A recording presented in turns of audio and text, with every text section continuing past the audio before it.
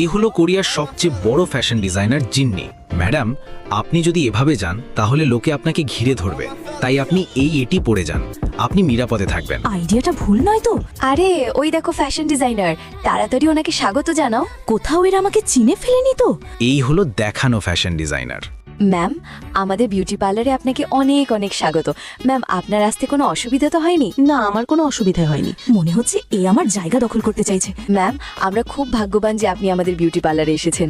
শুনেছি এখানে ভালো মেকআপ হয়, তাই এখানেই চলে এলাম। হ্যাঁ, আপনি ঠিকই করেছেন। আরে, এ তো আপনার দামি ব্যাগের মতোই নকল বানিয়ে ফেলেছে। এর মনে হচ্ছে ব্যাগ কপি করলেই আমার মতো হয়ে যাবে। আচ্ছা, আমি কপি করেছি? এর থেকে তো আমারটাই ভালো, আর এটার তো রং উঠে যাচ্ছে। তুমি জানো তুমি কার অপমান করেছো? এই ভিখারিদের সাথে ঝগড়া করাই বেকার। আবে, তুই কি এর দামও জানিস? এটা 10 লাখ টাকার। আরে, এটা তো আমারই ড্রেস, যা আমি আমার কাজের মহিলাকে দিয়ে দিয়েছিলাম। আন্টি, আপনি এই ফ্রকটা